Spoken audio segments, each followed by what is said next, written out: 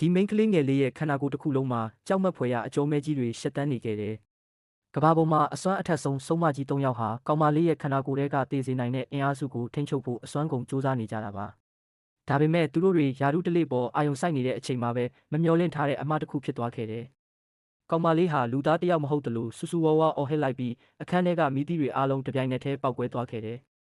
အစွမ်းအထက်ဆုံးကုသရေးဆုံးမကြီးတွေတောင်တုံ့လုံးချောက်ချပြီးနောက်ဆုတ်သွားခဲ့ရတယ်။ဒါပေမဲ့ဒီအဖြစ်အပျက်တွေအားလုံးကမနေ့ကတည်းကစတင်ခဲ့တာပါ။၆တွေ့တောကန္နာရကြီးရဲ့အလဲမှာဘဲကမှန်းမသိတဲ့ခြေရာတွေရုတ်တရက်ပေါ်လာခဲ့တယ်။ဒါကတော့အေဒဲဒက်ဒယ်ကသူ့ရဲ့ကိုပျောက်စွမ်းအားကိုသုံးပြီးတေလူမျိုးပါဖြစ်နေတဲ့ညီမလေးကိုကယ်တင်ဖို့ဆလန်ဆယ်မျိုးစီမိုင်ပေါင်းထောင်ချီဖြတ်ကျော်လာခဲ့တာပဲဖြစ်ပါတယ်။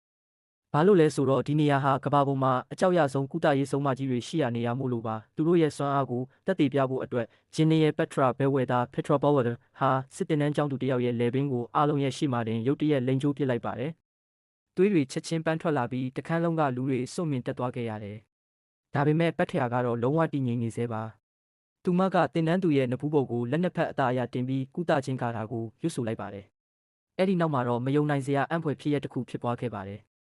တင်နန်းသူလေးဟာမျက်လုံးတွေပြန်ပွင့်လာပြီးအသက်ပြန်ရှင်လာရုံတင်မကပဲလေဘင်းကဒဏ်ရာပါလုံးဝပျောက်ကွယ်သွားခဲ့ပါတယ်။အဲ့ဒီနောက်မှာတော့ပက်ထရာနဲ့တခြားအစွမ်းထက်ကုသရေးသမားတွေဟာအေဒဲရဲ့ညီမလေးကိုစတင်ကုသပေးခဲ့ကြတယ်။ပြီးတော့ဇလန်းအစကကြောက်မက်ဖွယ်မြင်ကွင်းကဖြစ်လာခဲ့တာပါ။အခြေအနေတွေကထိမ့်မနိုင်သိမ့်မရဖြစ်လာတဲ့အတွက်ဂျင်းနီရဲ့စာရအော်ဒါဆော်ရိုဒ်ကိုယ်တိုင်ထွက်လာခဲ့ရတယ်။အထူးကြုံဆုံးဆုံးမကြီး၄ယောက်ဟာတညီတညွတ်တဲ့တချင်းဆိုဂါထာရုပ်ပြီးကုသခဲ့ကြလို့ကောင်မလေးရဲ့ခန္ဓာကိုယ်ပေါ်ကအကျိုးမဲကြီးတွေတဖြည်းဖြည်းမိမ့်မိန်သွားခဲ့ပါတယ်။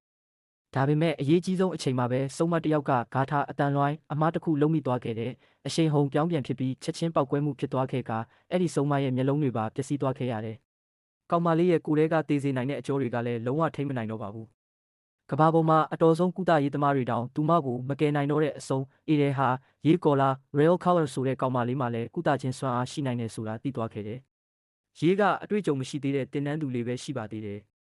ဒါပေမဲ့ဒီအချိန်မှာအေဒဲအတွက်တခြားရွေးချယ်စရာမရှိတော့ပါဘူး။ရေကကောင်မလေးရဲ့လေပင်ကိုလက်နှစ်ဖက်နဲ့အသားအရဆုပ်ကင်ပြီးအတန်တိုးတိုးလေးနဲ့ရွတ်ဆိုလိုက်ပါတယ်။ရုတ်တရက်ပြင်းထန်တဲ့လေပြင်းတွေတိုက်ခတ်လာပြီးအားလုံးပြန်ကြည့်လိုက်တဲ့အချိန်မှာတော့အကျော်မဲကြီးတွေကကောင်မလေးရဲ့တကူလုံးကိုဝါမျိုးသွားတာကိုတွေ့လိုက်ရတယ်။လူတွေအားလုံးထိတ်လန့်ကုန်ပြီးအဲ့ဒီအမဲရောင်ကူးစက်မှုတွေကိုလက်ပလာနဲ့ဆွဲခွာဖို့ကြိုးစားခဲ့ကြတယ်။ဒါပေမဲ့အားလုံးပျက်စီးပြီလို့ထင်လိုက်တဲ့အချိန်မှာပဲမဖြစ်နိုင်တာကြီးဖြစ်လာခဲ့ပါတယ်။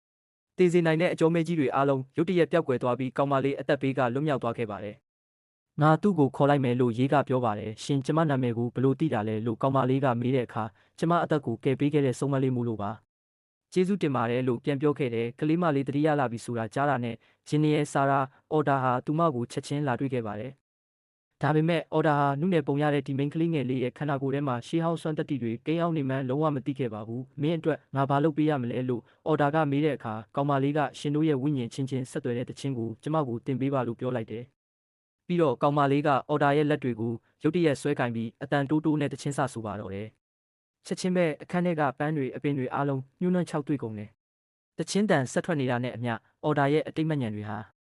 စွမ်းအားတစ်ခုခုကြောင့်အုံနောက်ထဲကနေအတင်းအဓမ္မဆွဲထုတ်ခံလိုက်ရတယ်လို့ဖြစ်သွားခဲ့ပြီးသူမရဲ့မျက်နှာတစ်ခုလုံးနာကျင်မှုကြောင့်ရှုံးမဲ့သွားခဲ့ရတယ်